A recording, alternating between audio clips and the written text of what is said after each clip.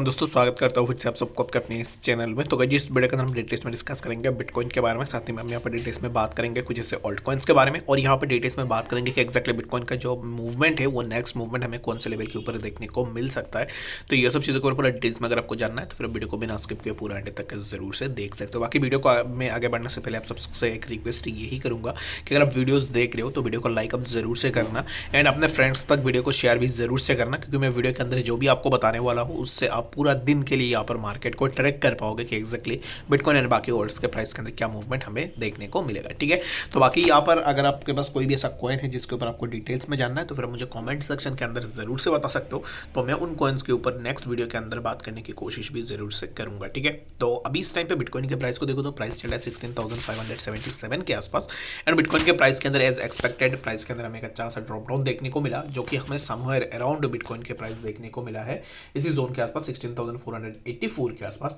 And यहाँ से अभी इस टाइम पे प्राइस थोड़ा ऊपर निकलने की कोशिश कर रहा है, लेकिन प्राइस के अंदर हमें क्या अभी और भी मूवमेंट देखने को मिल सकता है या नहीं। तो मेरे हिसाब से तो अभी इस टाइम पे अगर आप देखोगे तो बिटकॉइन के प्राइस के लिए यहाँ पर एक रेजिस्टेंस है जो कि है 16,584। ठीक है, तो 16,584 ये जो जोन है, इसी जोन को जब भी बिटकॉइन अप्रोच कर रहा है तब बिटकॉइन के प्राइस के अंदर हमें थोड़ा यहाँ पर जो है रिजेक्शन देखने को मिल रहा है। तो हो सकता है कि अभी इस टाइम पे फिर से हमें बिटकॉइन के प्राइस के अंदर थोड़ा ड्रॉप डाउन देखने को मिले, जो कि हमें somewhere around price 16,400 and later on हमें जो है 16,200 के आसपास भी बिटकॉइन के प्राइस देखने को मिल सकता है। ठीक है,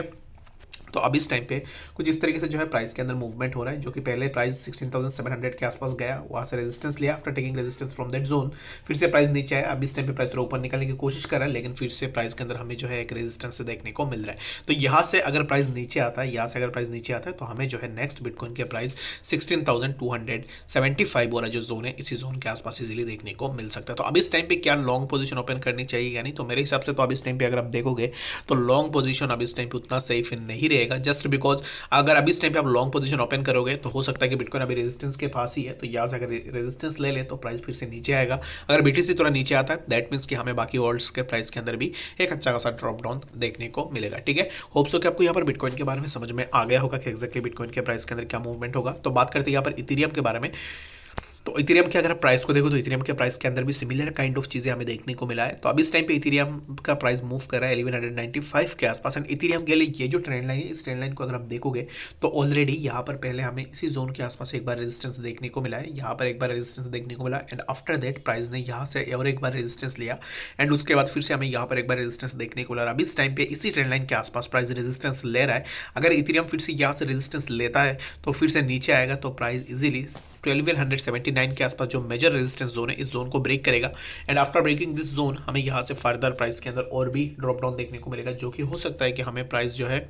तो अब इस टाइम पे इथेरियम के प्राइस के अंदर क्या हो सकता है ना कि इथेरियम यहाँ से रेजिस्टेंस लेने के बाद फिर से प्राइस इसी जोन के आसपास आ सकता है 1179 के आसपास। अगर 1179 के आसपास प्राइस वापस आया तो यहाँ से हमें प्राइस के अंदर एक पॉसिबल बाउंस बैक देखने को मिल सकता है, बट यहाँ पर मुश्किल होगा कि प्राइस के लिए ये जो जोन है इस जोन को सस्टेन करना, क्योंकि इसी ट्रेंड लाइन को अगर आप देखोगे तो मल्टीपल टाइम्स ऑलरेडी हमें रेजिस्टेंस देखने को मिला है। जब भी प्राइस ने रेजिस्टेंस लिया इसी ट्रेंड लाइन से, उसके बाद प्राइस के लिए एक सपोर्ट था, एक वैलिड सपोर्ट था जहाँ पर प्राइस अपना सपोर्ट को सस्टेन कर रहा था। बट ये जो सपोर्ट जोन है, ये सपोर्ट जोन अभी इस टाइम पे एक्सपायर भी हो सकता है अगर प्राइस फिर से यहाँ से रेजिस्टेंस लेता है और इसी जोन के आसपास आके अगर बार बार हिट करता है ना तो ये ब्रेक होगा एंड लेटर हमें जो है इथेरियम के प्राइस भी $1,000 के आसपास इजीली देखने को मिल सकता है। ठीक है, होप सो कि आपको यहाँ पर बातें समझ में आ गई होगी कि एक्जैक्टली इथेरियम के प्राइस के अंदर क्या मूवमेंट हमें आने वाले टाइम में देखने को मिलेगा। तो बात करते हैं यहाँ पर सबसे पहला जो ऑल्ट कॉइन उसके बारे में। तो आप में से बहुत सारे लोगों का क्वेश्चन आया था कि कॉइन्स को लेकर, तो सबसे पहला जो यहाँ पर क्वेश्चन है ना वो है सुशी को लेकर। तो सुशी को लेकर जिसने भी क्वेश्चन पूछा है वेल एंड गुड, अच्छा है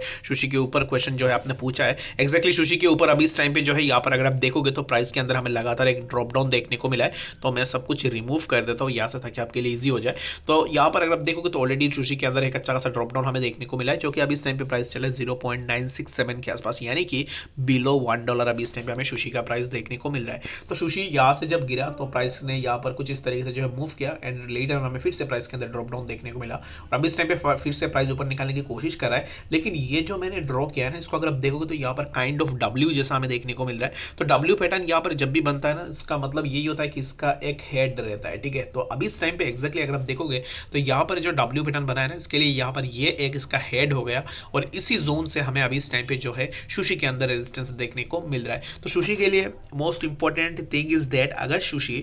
इसी जोन को ब्रेक कर लेता है, ये जो जोन है इस जोन को अगर ब्रेक करता है 0.097 के आसपास, तो इसको अगर ब्रेक करेगा तो वेल एंड गुड, हम यहाँ से थोड़ा ऊपर जा सकते हैं। अगर इसको ब्रेक नहीं कर पाएगा तो हमें यहाँ से फिर से प्राइस के अंदर ड्रॉप डाउन देखने को मिलेगा। तो जिसने भी मुझे सुशी के अंदर क्वेश्चन पूछा है ना, उनको मैं यही बोलूंगा कि अगर आप लॉन्ग करना चाह रहे हो राइट नाउ, आपको ये जो जोन है इस जोन का ब्रेकआउट का वेट करनी है। अगर ये जोन ब्रेकआउट लेता है तो हम यहाँ पर अपना लॉन्ग पोजीशन लगा सकते हैं, अदरवाइज हम यहाँ पर साइड में बैठ के देखेंगे कि एग्जैक्टली सुशी का मूवमेंट कौन से डायरेक्शन में होता है, ठीक है। अगर यहाँ पर इसको ब्रेक नहीं कर पाता है, अगर यहाँ से प्राइस नीचे आता है तो वेल एंड गुड, हम यहाँ पर नीचे से अपना लॉन्ग पोजीशन को भी जरूर से ओपन कर सकते हैं, ठीक है। तो बात करते हैं यहाँ पर हमारा जो नेक्स्ट ऑल्ट कॉइन है जिसके ऊपर पूछा है मुझे CHZ के ऊपर। तो CHZ के अगर आप देखोगे तो प्राइस अभी इस टाइम पे मूव कर रहा है 0.1041 के आसपास, एंड CHZ के ऊपर मैं ना अभी इस टाइम पे किसी को रिकमेंड नहीं करूंगा लॉन्ग या शॉर्ट करने के लिए, जस्ट बिकॉज अगर आप देखोगे तो प्राइस के अंदर हमें इतना ज़्यादा ड्रॉप डाउन देखने को मिला है, एंड जब भी बिटकॉइन के प्राइस भी ऊपर गया तब यहाँ पर CHZ ने उतना अच्छा जो है यहाँ पर मूवमेंट नहीं दिखाई as compare to other holds. तो इससे चलते हुए क्या हो सकता है कि CHZ में आने वाले टाइम में हमें और भी ड्रॉप डाउन देखने को मिले। कुछ भी आप इस कॉइन के अंदर प्रेडिक्ट नहीं कर सकते हो, दैट्स वाई मैं अभी इस टाइम पे आपको रेकमेंड यही करूंगा कि वेट एंड वॉच करो मार्केट को, एंड CHZ के अंदर फॉर नाउ मेरे हिसाब से आपको लॉन्ग या शॉर्ट के लिए नहीं जाना चाहिए, ठीक है। होप सो कि आपको यहाँ पर इस वीडियो के अंदर डिटेल्स में सब कुछ समझ में आ गया होगा। कुछ भी कॉइन्स के ऊपर डिटेल्स में जानना है कमेंट सेक्शन के अंदर जरूर से बता दो। कमेंट्स में हर एक कमेंट्स पढ़ता हूँ आप लोगों का, तो आप मुझे जरूर से बता सकते हो कि एग्जैक्टली आपको कौन से कॉइन के ऊपर आपको डिटेल्स में एनालिसिस चाहिए। मिलते हैं नेक्स्ट इन्फॉर्मेटिव अपडेट्स के साथ, तब तक के लिए गुड बाय।